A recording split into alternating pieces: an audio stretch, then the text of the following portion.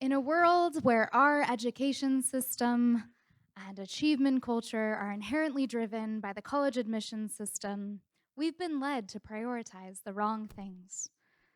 Luckily, I applied to colleges over a decade ago, and college acceptance rates hadn't fallen quite so low. The craze was really only just beginning. Now, some of my peers still fell into the pitfalls of prioritizing their numbers over their identity, but I had my love of learning and my love of schools that helped me soar. Now, I don't remember all the details of the college application process, but I do remember the pure joy and excitement that came with researching and applying to schools to further my learning. And I also remember one question on Stanford's application in particular. What's your favorite word? My word? Inspire. And for the next few years, my grandma proceeded to buy me everything she could find with that word on it. Stationery, frames, basket, you get the picture. It's funny how when you tell someone your favorite something, that suddenly becomes the thing to get you.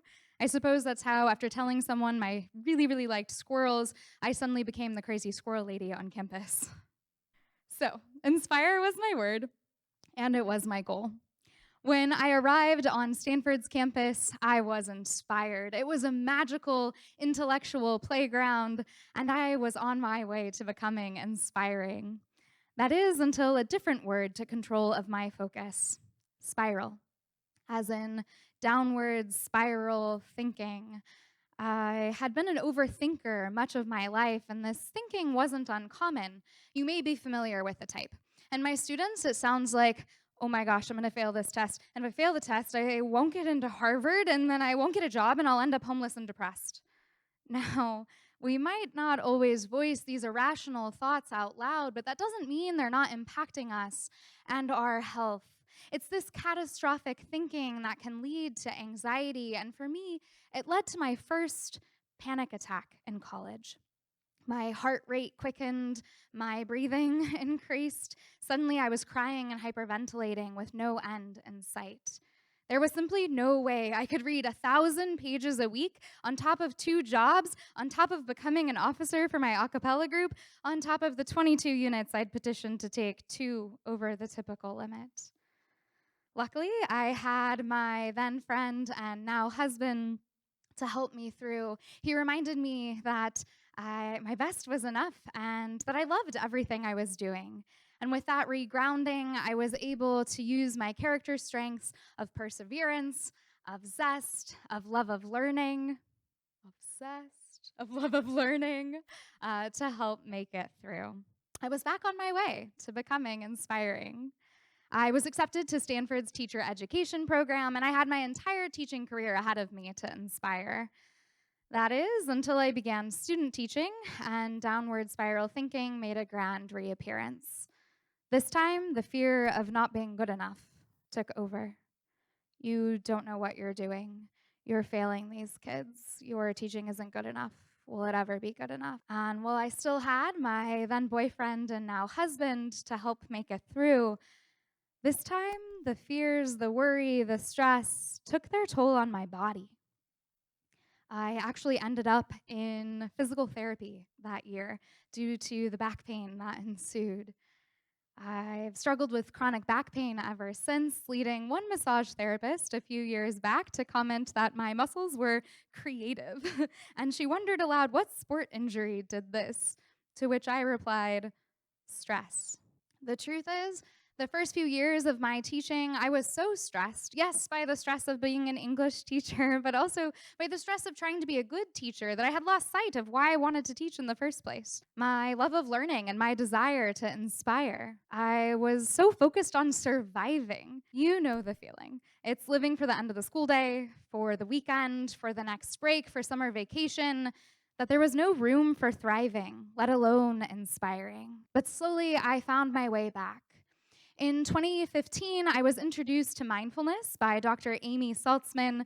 I began meditating regularly, and calm began to settle back in. I was re-inspired.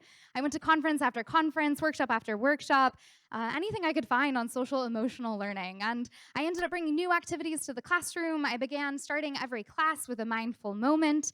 I still do today. And this was a great small start. In 2021, I was given the great privilege and pleasure of teaching our school's positive psychology class.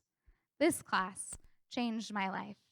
It's also led me to change the lives of my students, to inspire them to lead healthier and happier lives, to experience more positive emotions on a daily basis, and engage in activities that make them happy, to strengthen their relationships with themselves and with others, and to find meaning in their daily life, and also a larger purpose to strive for, to feel accomplished, and also know that just as they are enough.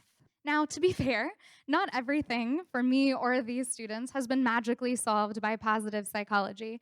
We still live in a system driven by college admissions. We still live in a society that seems to value our work over ourselves. But positive psychology helps. So when we encounter the stressors of this system of our society, we can remind ourselves that stress isn't the problem. It's our reaction to it, our lack of recovery from stress, that is. And while it may sound kind of crazy to say this in a place where stress runs rampant, I'll admit it was a little hard for me to grasp it the first time I heard Dr. Tal Ben-Shahar say it. I still think it's true. Yes, expectations have gotten a little away from us. They've spiraled out of control, but they're not the problem. It's why I opened my talk, though, with the fact that college admissions are driving our education system and achievement culture. As college acceptance rates fall, our expectations and students' fears for their future rise. And that fear misleads us. It makes false evidence appear real, and we begin to prioritize the wrong things: grades over learning, extracurriculars that look good over enjoyment, and worrying over living. But stress and fear aren't necessarily the problem. It's how we react to it that is. Because our stress and fear, they just mean that we care, and that's a good thing. It's motivating, right?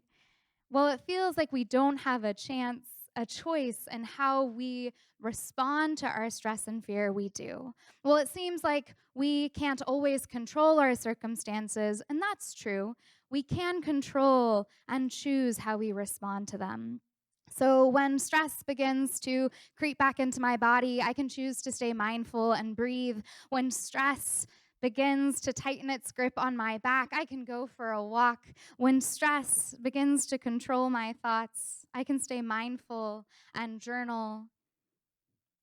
And when stress throws out my back at the young age of 29, true story, this happened, I can choose to live differently. I can tell myself that I am more important than my work. And while it's a little bit scary to admit that I say that to myself in a place that places so much value on work, I do say it, and it is true. I am more important than my work. And the crazy thing is that when I reprioritize myself over my work is better. You are more important than your work, too. If only students knew what the research shows about what we should prioritize. Meet Kansky, Allen, and Diener, who in 2016 found that higher levels of happiness at age 14 predicted greater success and happiness 10 years later. Meet Roberts, Caspi, and Moffitt, who in 2003 found that happier 18-year-olds were more likely to feel financially secure and feel satisfied with their work, and work that they considered prestigious 8 years later. Not convinced by those two studies alone, meet Walsh, Boehm, and Lubomirsky, who in 2018 conducted a meta-analysis which reviewed a decade's worth of research. They found that, quote, People who are happy at an initial time point are more likely to find employment, be satisfied with their jobs, acquire higher status, perform well, be productive, receive social support, be evaluated positively, engage in fewer withdrawal behaviors, and obtain higher income at a subsequent time point, unquote. The research suggests that your happiness levels in high school are a greater predictor of your future success and happiness than your GPA. Expert after expert after expert tells us that happiness is what leads to success, not the other way around. And female experts tell us this too, but their photos aren't in Creative Commons. As another male, Albert Schweitzer, tells us, success is not the key to happiness. Happiness is the key to success. So, how do we begin to reverse our irrational thinking that success leads to happiness? How do we begin to reprioritize ourselves and internalize the fact that doing so will lead to higher performance and greater success? It all goes back to a younger me's favorite word, inspire. The word reappeared in my life this past fall as I began studying for another master's, a master's in happiness studies. I was forced to remember the etymology of the word. It comes from the Latin inspirare, meaning to breathe into. And not only has this program breathed new life into me, but it's also forced me to think more about this word and a similar word, spire. And that's because our program's leader, Dr. Tal Ben-Shahar, chose SPIRE as the acronym for remembering the 5 key elements of well-being. And we'll get to what those 5 elements are, what SPIRE stands for in just a second, but indulge me a little bit longer in what this word actually means. So SPIRE, you hear the word, you probably picture this. A tall structure atop a building narrowing to a high point. Or maybe you pictured this building with multiple spires taking over 100 years to construct. But the word's also been used to describe a sapling, a young plant ready to grow. And as a verb, the word means to rise, to soar in spiral movement. And as we already know, the word refers to the breath, our life force. Just like our breath is at the center of our life, no breathe, no life, as Miyagi-sensei tells us, it's also at the center of what it means to prioritize ourselves and lead an inspired and inspiring life. In fact, leader in integrative medicine, Dr. Andrew Weil, says that if he had to narrow his advice on healthier living to just one tip, it would be to learn how to breathe correctly. To breathe in through our nose and out through our mouth, and to breathe from our diaphragm, to breathe in a way that rebalances our nervous systems, elongating the exhale to activate our parasympathetic nervous system. Because in our society, that's stress-driven, our always-doing society, our sympathetic nervous system, fight, flight, or freeze, is set too high. It's set so high that I'm blanking on what comes next in the talk. We're constantly moving between our threat and our drive system and neglecting our soothing system. And remember that stress is a natural part of life. It's not the problem. It's how we react to it, that is. But we can reset. We can take radical rest. And we should, because we are human beings, not human doings. So we can and need true rest, not just scrolling through TikTok or binge watching TV. Yes, I get that that feels good. It feels good for a little while, but the truth is those things are junk flow rather than true flow. And so at the end of it, we feel unfulfilled. We may even feel more stressed out by the time we feel we wasted. We need true rest, unhindered by our minds telling us that we're being lazy. It's not laziness. It's needed for productivity and creativity. We need true rest to enjoy the things that we love to do with the people we love and who love us. Now, true rest and mindful breathing are just part of Tal Ben-Shahar's SPIRE model. Once we can embrace rest and manage our downward spiraling stress, we can embrace the beauty of the upward spiral. And that is that as we start to care for each element of well-being, it becomes easier to care for the other elements, and we can begin to thrive and flourish and even experience every meaning of the word to reach that high point, to grow, to soar, to inspire. So what does SPIRE stand for?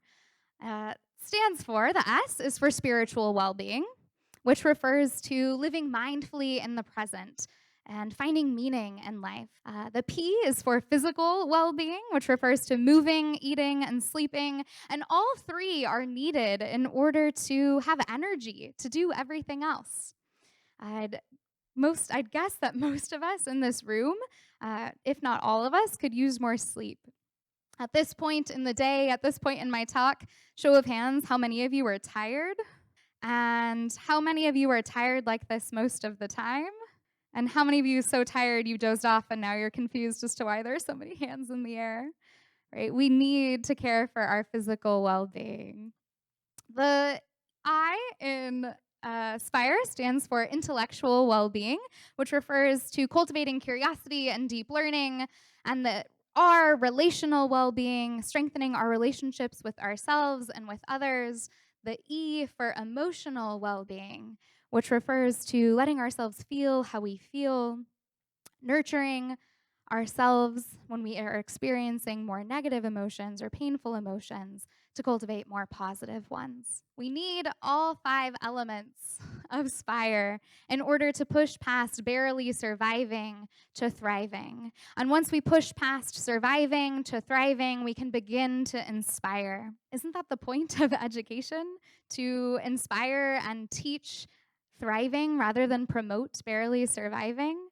I believe we need to breathe new life into our schools to give students and teachers the opportunity to learn how to reprioritize themselves. And my hope is that when we choose to reprioritize ourselves, we'll experience that greater success and inspire those around us to do the same.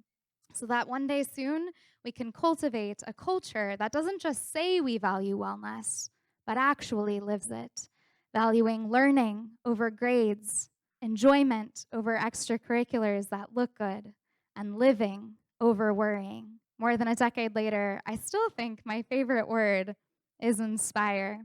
Only now to me, it also means I need spire. Thank you.